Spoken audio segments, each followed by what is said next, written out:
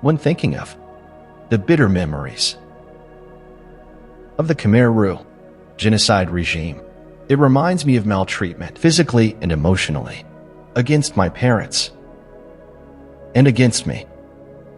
The Khmer Rough brutally massacred people in Tuol Sleng.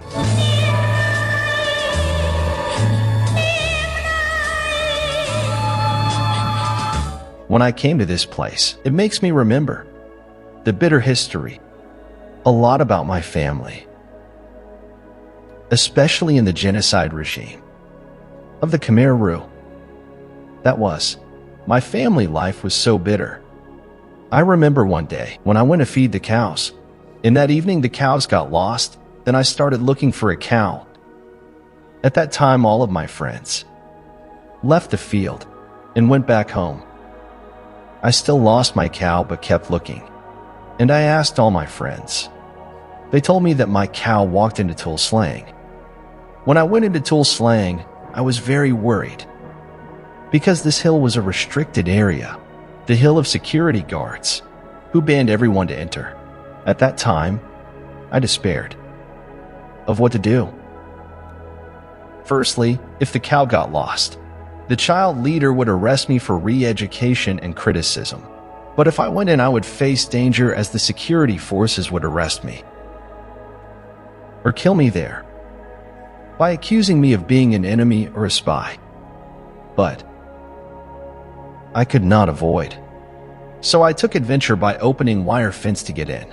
While I was looking for my cow, my eyes looked around and everywhere, and I did not see the cow. But instead, I heard the sound of digging. Kub, kub, kub. I turned my eyes to the sound of digging. Then I saw 3 gorillas digging a hole about 4 meters squares and 1 meter deep. Then I looked for a place to hide and kept watching their activities. Then I saw a leader wearing a cap, a scarf, and a pistol around his waist. I thought he would be the boss. The boss arrived and asked, "Comrades, how many cows could be filled into pit?" Then the 3 gorillas who were digging the pit replied that it could probably hold 18 or 20 heads, my comrades. So I know quite well that that was the killing hole. I no longer felt to look for a cow, so I came back, but unexpectedly, the cow was near me. I thought that the cow had intention or spirit that brought me to see the killing pit for my family. All of these became a cause to make me not to forget a place where I lived here. I walked the cow home desperately. Soon arriving home and not yet tied a cow, my mother told me that, "Son, please pack all materials and go to stay in the Tuol with me, as the organization told us to go there." Then I shouted at them, "Parents, please do not go. They will kill you." As I saw them digging a pit, I brought all scenes to tell my parents. Then they had nothing to say to his son as they knew everything. And they required me and my twin brothers to go with them and kept my elder sister and younger brother to stay with my grandmother. They demanded me to go with them because he thought that no matter of what day it was, the leader of children always caught me for re-education and criticism for mistakes I made, especially for those of the April 7th newcomers. Became the target for being destroyed and being watched. Soon my mother was informed that my family had to move to Tuol Sleng. Then my mother went out and looked for the group chief, as she was told that if she had gold, such as golden rings, necklace, and watches, then brought them and gave them to the main group chief. Then they might change our names to another family instead. After, she went twice and did not meet the chief. She became desperate and finally they still followed and called my family to stay in Tuol Sleng. Turning back to the life of my father, about his sorrow as I wrote in this book. And in this picture, I wrote that my father's sorrows, describing how to find a way out of Tuol Sleng and out of accusation of being betrayed to the organization. As a teacher betrayed the organization, or as an enemy. Then he decided to commit suicide while he was feeding the buffaloes. As in the book I wrote, I interviewed one of his students, and his name is Uncle Saren. Uncle Saren described all stories he knew to me, and he said, "The teacher, my father, wanted to kill himself by suicide at that time because he saw the pants-made robes in the bag. And my father told Uncle Saren that, man, I would commit suicide. Because if I do not commit suicide, my family will be definitely killed. So there is only way for me to commit suicide by hanging my neck. Then, the accusation from organization would no longer exist because I died. So my family would be freed from being executed." So he did have extensive thinking. He thought that the law under the Khmer Rough regime would really exist. He thought that they would not accuse everybody, but accused only one. But it was not like that. They imposed accusation on the family as a whole, even though he committed suicide, because he was a Buddhist monk. As a Buddhist monkhood, he knew well that suicide is really a sin in Buddhist religion. ANS God would not help. So he thought again, by finding another way. Then he decided not to commit suicide. For a sin made through suicide, God would not help. So he decided to let his fate go on its way, until finally, he could not escape. So at the end he decided to go to Tulslang by bringing his children to go along. The next morning he packed materials. I saw him packing materials here in this place. My grandparents were sitting on the bed. My parents were sitting on the floor, and I was sleeping in this hammock. My younger twin brothers were crying, and my mother was putting on her new dresses. I knew that my mother really knew quite well that she and her children would have been killed. She changed with new dresses, provided by the organization that she had never dressed them. She had my younger twin brothers put on new dresses. I knew about her feelings. She was feeling so shocked. My elder sister was sitting next to this pillar, and she said goodbye to the mother, while my parents sat down and prayed to receive Buddha Dharma from my grandparents. Then they said to my grandparents with 3 words, "I goodbye."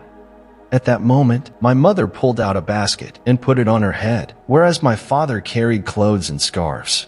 And they walked out, and I suddenly ran to grab the leg of my father and said, "Please don't go, don't go. If you go, they will kill you," because I saw them digging the pit already there.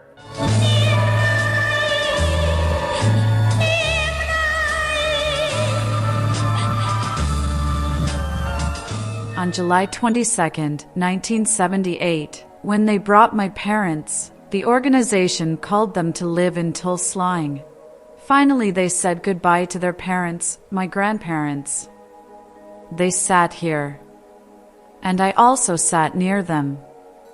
They told that they went at this time, and they were seen back home in the evening. Then they survive, but they were seen returned. They did die, and children did not need to wait for them. This was what they said. So I said, "If mother go, may I go with you too?" She replied that, "Daughter, don't go. Please stay here to take care of your younger brothers." Firstly, she planned to leave only 2 children here.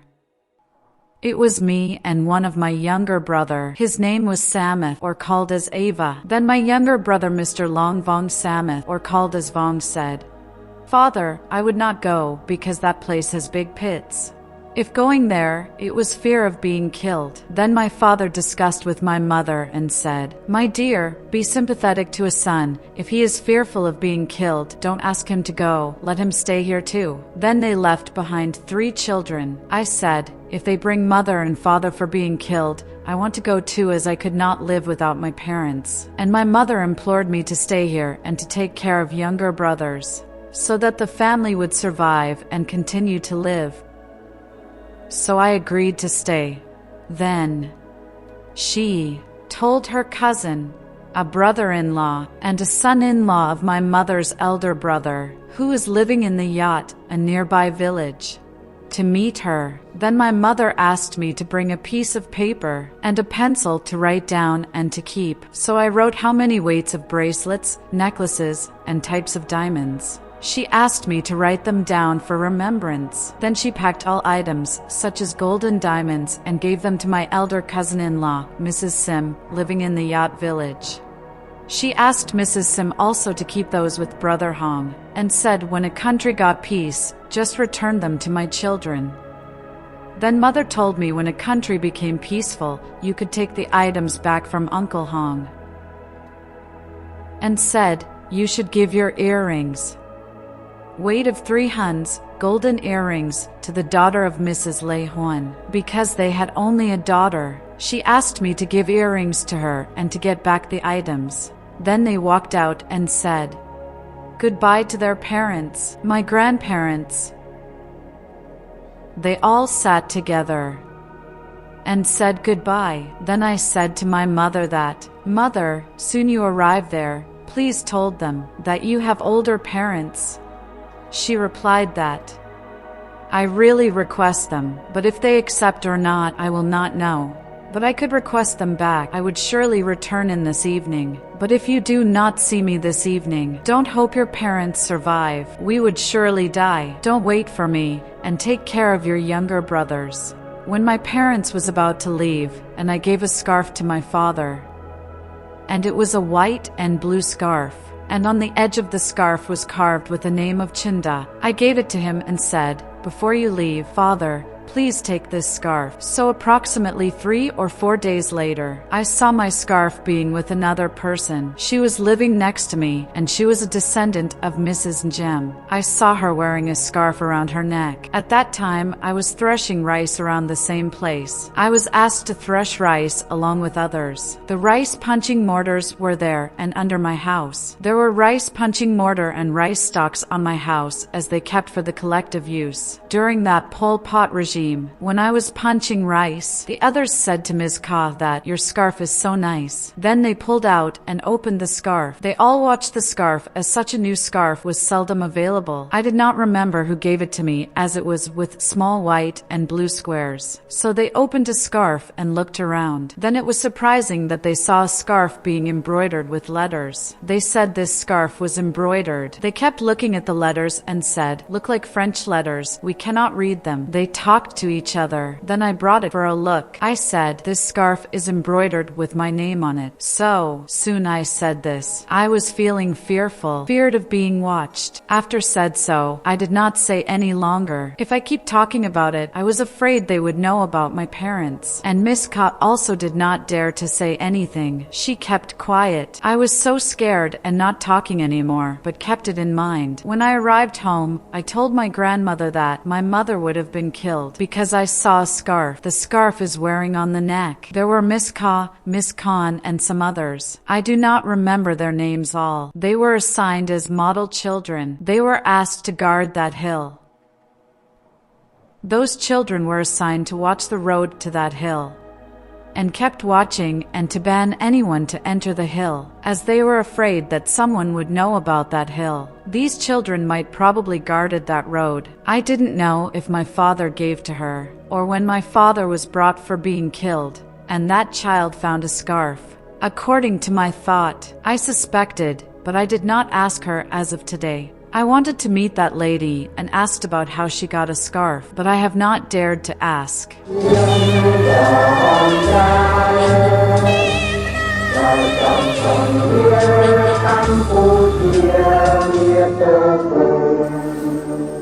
More than 40 years ago, in the genocide regime, there was a shelter here to accommodate people whom the organization ordered to stay on this hill, and the shelter was made of bamboo and leaves of palm trees. At that time, my parents and twin younger brothers were also staying here, as we know when my brother ran from Tultapana, crossing this area, and met my mother in this shelter here. Soon my mother knew that she would be killed. Then she pushed the head of my brother back to the village and said, son, go back home. Your elder brothers and grandparents are waiting for you at home in the village.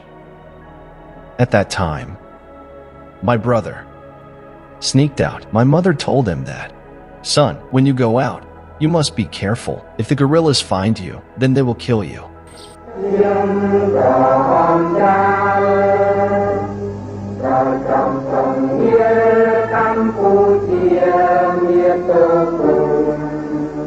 My mother rushed to get out and hugged me and pulled me away from other families, and whispered to me that, son, please go back, as mother asked them, for you to stay with your grandmother. Please do not stay, please go back. And I went back. On another road that was through a quiet canal, where I could disguise myself with the cow guards. Suddenly, my twin younger brothers ran after me, and my mother pulled my brothers back and said, "Don't go, just let your elder brother go." And then I walked back home alone. Arriving home, I did not know when, as I could not remember at all. And the next morning, I lost my mother. I did not expect I survived. But my mother gave life to me. If she did not push me back, then I would be killed with her that night. The second day, I went to the restricted hill. I did not meet any Khmer Rough soldiers. That was the time I could survive.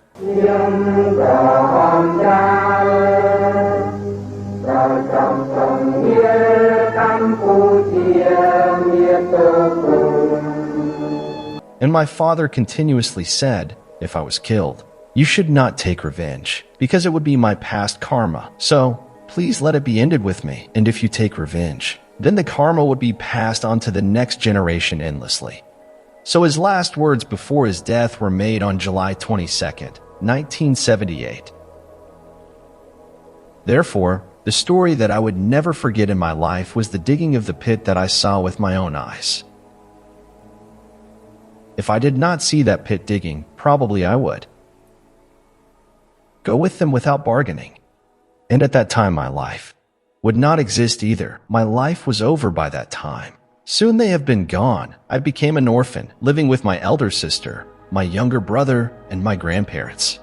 Maltreatments against me was countless. For example, they punished me by having me to guard the cows in the winter, do not allow me to go anywhere without having a shirt, but count wines and poles used as covers on my body, because they accused me of the organizational disciplinary. They accused me of climbing the tree and sung feudalist songs. They said, we are revolutionary children at this era. We must not sign feudalist songs, but instead to build ourselves as true revolutionary children. Soon they re-educated me. They warned me not to commit the second time and imposed the no-meal disciplinary action on me. In the evening when I returned, I went to the rice cooking place. I opened the pot and no rice was left as people who came earlier ate them all. So I turned to the kitchen. There, I found the left crispy rice soaked in water. I was so happy that I'd have rice to eat. I used my hand to pick a piece of rice and put it in my mouth. I was about to chew it. The kitchen chef came behind and said, "Child, the April 17th child newcomer, why do you steal the rice? Do you know that the rice is kept for pigs?" Here they wanted to say that pigs were more worthy than human life. Then they used a spatula to hit my head, leaving scars as of today. The spatula in that era was made from the steel hoe, which was burned and pounded into a spatula, and it was weighed heavily. They broke my head, causing bleeding. Then I felt pitiful to myself and upset with my fate. Why did they kill my parents and also maltreated me? I returned home with tears. At night, they called me for criticism. My grandparents called my grandchild. The female comrade chief called you for criticism. Did you do anything wrong? At that time, they woke me up and I saw the female chief. I felt shocked and thought I would be killed, as my grandparents told me that a child chief need you for re-education and criticism. In the middle of the night, I just slept for a short time. The sky was so dark and could not see anything except fireflies flying up and down. They seemed more free than human beings. At that time, my grandma dragged my hand. She said, "My grandson, You were so faithful. They just killed your parents, and now they bring you. You were so faithful." Then she cried. She felt pitiful to her children and also felt pitiful to her grandchild. The family was really encountered crisis, destruction, and tragedy. She embraced me and whispered at me, "Grandson, if they killed you, you should say, Putho, Putho, and pray to your ancestors, teachers, and curators to take care of you." About to end her expression, the female leader snatched my hand to walk away. On the road, they ordered to turn left. Then they ordered to sit and wait. There, I dragged a trunk, sitting on it and thinking that I would be killed there as I was told about their killing. I knew. Every time I fed the cows, I always listened to the old men's talking. Every time I listened, I felt fearful and shocked. So they ordered to wait there. I was waiting there, and soon there was another chief. I did not know him. He asked me if I was Comrade Vong. I answered yes. He ordered to walk ahead to the bamboo plantation as the organization was waiting there. I thought that just a child like me, why they took a turn to walk me for re-education and criticism. I seemed I was an enemy, destroying the organization in such a thing. I thought it was so ridiculous. Until now, I still think everything in such a regime is really cruel. While they were walking me, I saw the chief. Same as the picture I draw. Handed a rope to the female chief to tie my both hands on my back. Soon they tied me up. They brought a bamboo stump and put it on the table, and nearby was a bicycle. It was the organization, their organizational cadre. And with my hands tied, they questioned me. I saw he was grabbing a bamboo trunk. I bowed my head and thought I was killed here. But he hit the table with a bamboo trunk. Bang! I remembered words of my grandparents. To memorize the words, Putho, Putho, I repeated words 3 times. Then the man said, "Do you know? This period of time is the revolutionary era. You must not sing and dance happily. You must correct yourself to become a real revolutionary child. This is the first time, and the organization does not punish you. But if there is the second time, the organization will bring you for re-education and criticism. For re-education at the upper level means killing. But they used such a word to replace the word killing. Then I was ordered to come back. Walking 2 steps away, he ordered the female chief to untie me and told her to take a rope back for the future use. After untying me, he told a female chief that, "You must work hard so that you become a revolutionary woman." I think that the cruel treatments they made in that era came from the persons they honored during that time. I know that. So when I arrived home, and they also came behind me and they told the female comrade, "You must punish this child for the mistake he made by tomorrow." They walked me to the front of my house, ordered me to enter the house and said, "You must wake early in the morning, sweep and collect cow poops from 5 cow shelters and keep them in the same pit. And bring the cows to the pond of Tatith in the western village and must not come home as the organization deprive of your food a day." I agreed to everything so that I could survive. So, all problems that happened at that time made me really so regretful, with remorse that happened to my family.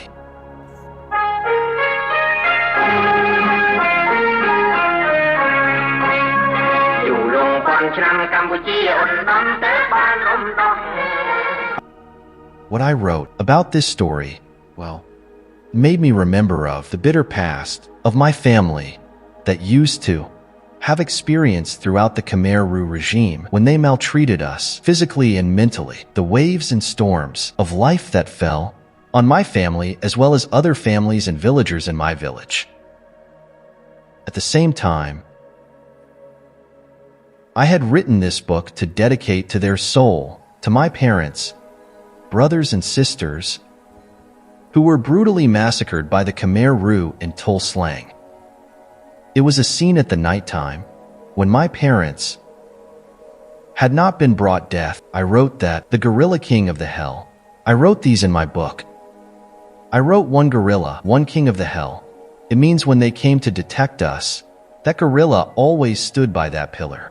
While my parents whispered at each other, they also looked down. When they saw a person under the house, my parents whispered and raised a hand to inform each other. There was a person under the house. I watched through and saw the person in black dresses. I was shocked. By see this, the following days I dared not to look through as I was scared of the black-dressed person This is a picture of the chief of the main committee, accompanied by the village chief and the village guerrillas, came and told my father, my parents, to move to Tulslang. Soon my parents knew about this and about moving to death. My parents were also told go and meet the chief of the main committee. If my parents had a watch and a necklace, just brought and gave those items to the chief, then he might replace our names with names of others. This is a picture of my mother who was holding precious items, such as gold and wrist laces that she saved from my father who was a teacher. She wrapped them and was going to give to the main committee chief, but she could not meet. She was hopeless soon after she went twice. I saw this in my own eyes. When she could not meet, she finally decided to meet the mother-in-law of her daughter. I wrote here, the marriage song of the revolutionary matchers, marriage under the roof of the revolutionary matchers, under the organization. Here she met the mother-in-law of her daughter, Mrs. Tim, and she told her that, Mrs. Tim, if I am killed, please organize the marriage ceremony of our children. At that time, she matched my elder sister. If the organization organized a marriage ceremony, they liked them to get married with each other. After that, on the wedding day, they told me, they said, a child comrade, why don't you go to the wedding of your elder sister? Then I ran across the rice field and saw my elder sister. I saw my elder sister getting married and making a pledge.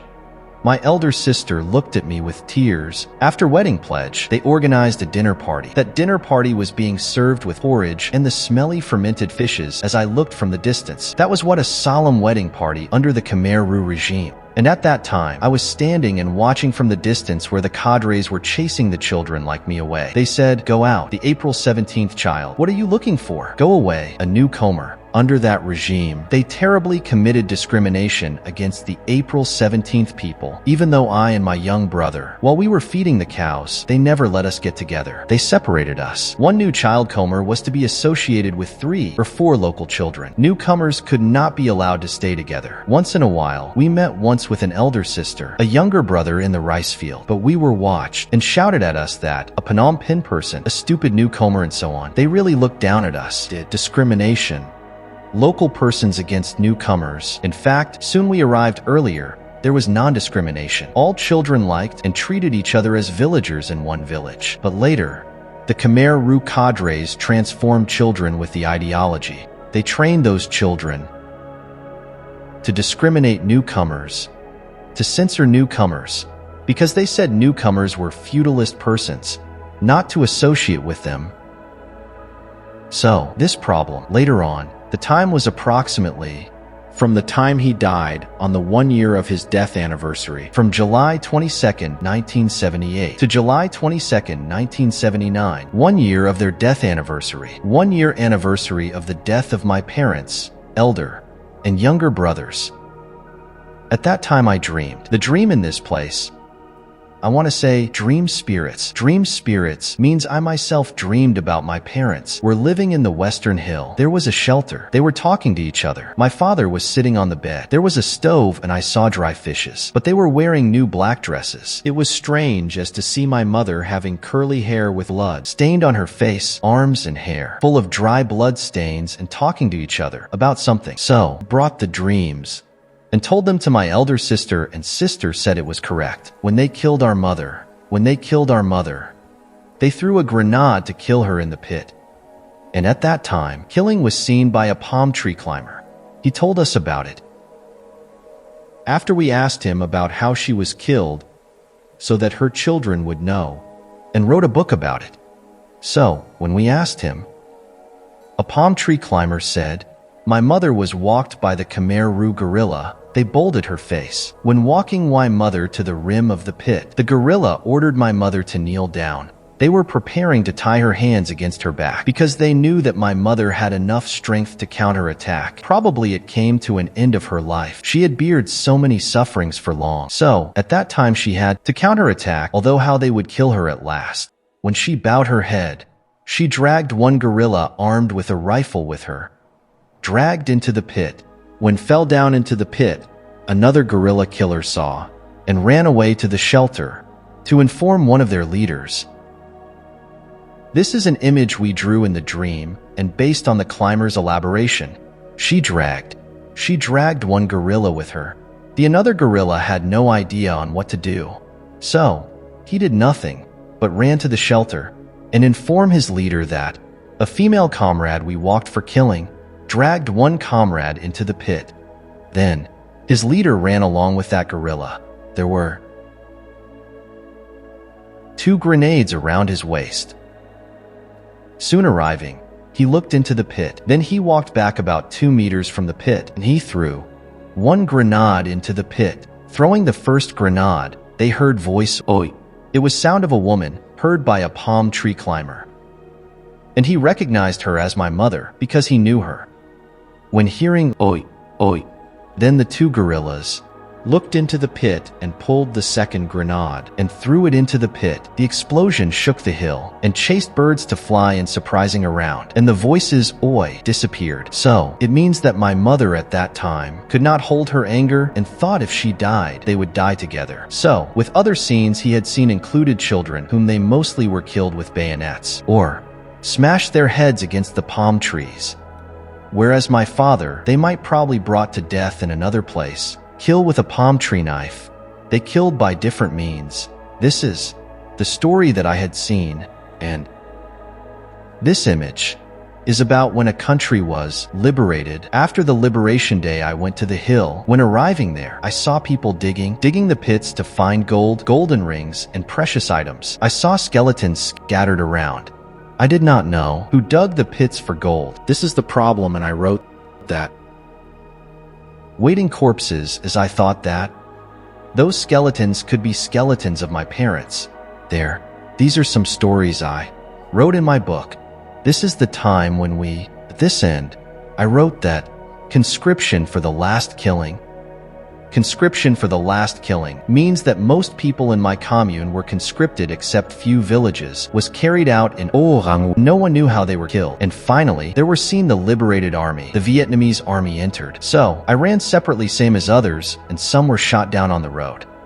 We ran across the battlefield separately. Well, this the story. In this picture, it showed how they walked people to the killing place. The elaboration of a palm tree climber and others could be same as others saw them. And I also knew about those sufferings, especially the ethnic minority of Cham was conscripted from Sor Burk Chan. Thousands of them were killed. So, on that hill, based on the Documentation Center of Cambodia, more than 15,000 people were killed. There were more than 83 pits, and there were 3 large wells. Whatsoever I elaborated from the beginning to this end was about the life of my family and about our continuous living as orphanage. We have been living with our 3 brothers and sister. We have been struggling to live so hard. It was the struggling, like a steel lifestyle. It means hard efforts. We became orphanage, but now their children who have been surviving are being grown up, become knowledgeable, and all 3 of us have to work hard. We do whatever to dedicate to the souls of the parents who had protected life of their children for survival as of today. So we have nothing to do besides we regularly commit good deeds and donate things in order to dedicate all goodness to them. In addition, children, as their 3 children who left behind and come from their blood, have been struggling to write a book as the heritage, the historic document for the family, and keep it for the next generation to know that our grandparents, ancestors, were really so mentally painful until they died in tool slawing. Until now, it was that. I remember the bitter history of my parents who left me behind, and along with 2 of my younger brothers to this day. It is because my mother and father who requested me that I would have to stay to take care of the 2 younger brothers to continue to live. And if I and all brothers went along, then we would die together. And I listened to the words of my mother who told me about it. She told she would request and lure me to stay, so I to take care of the 2 younger brothers. And finally, I agreed to stay. My parents said goodbye to me and their twin children, and they traveled to the hill, the killing place. Later on, I was informed that my elder brother was also killed on that day. Pol Pot brought him for being killed in the courtyard of Tacham Pagoda. From that day onwards, I and my younger brothers, all three of us became orphans. And since lost my parents, I took all efforts to take care of my younger brothers, and we were under my supervision of my grandparents who were very old to take care of us. Without parents to take care of us, we were struggling to cope with everything, with difficulties and hardship, without having food, living with hunger, and there was nothing to eat. The Pol Pot took my parents to kill. And after the liberation days, we still lived in difficulties as we were orphans, and I have worked hard to take care of my younger brothers until we are here today. And I would also thank my younger brother for your working hard to write the book, along with me, and with all three of us, in order that we could make it available as a historic book for the future. In fact, my younger brother Long Vongsamith, who wrote this book, with contribution from me, such as telling him some relevant issues, so that my brother would know. These made me feel so good and so happy, because my younger brother was able to compile this book and to produce it as the historic book, in order that the younger generation could learn and know all together.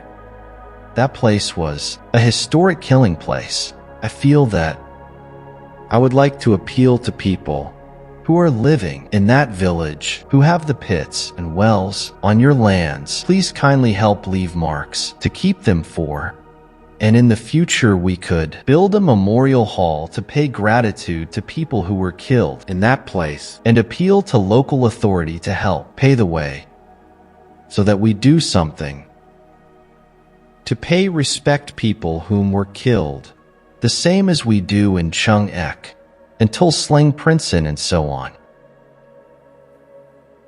And the stories I have compiled in this book. Thank you, my younger brother, Long Vongsamith, for all of your hard work, patience, and experiment. You're struggling and resisting to all obstacles, so that you could finish writing a book and make it available. Thank you, my brother, thank you very much. For me, I could not make it, but you have done your best. And resist to all obstacles. Please accept my wishes. As you, an author of a book, you wrote it as a historic book for the family. And keep it for all people all over the country. Wish you be healthy, long life, and be strong. Having good luck. Long life, and at all times have a good luck every time.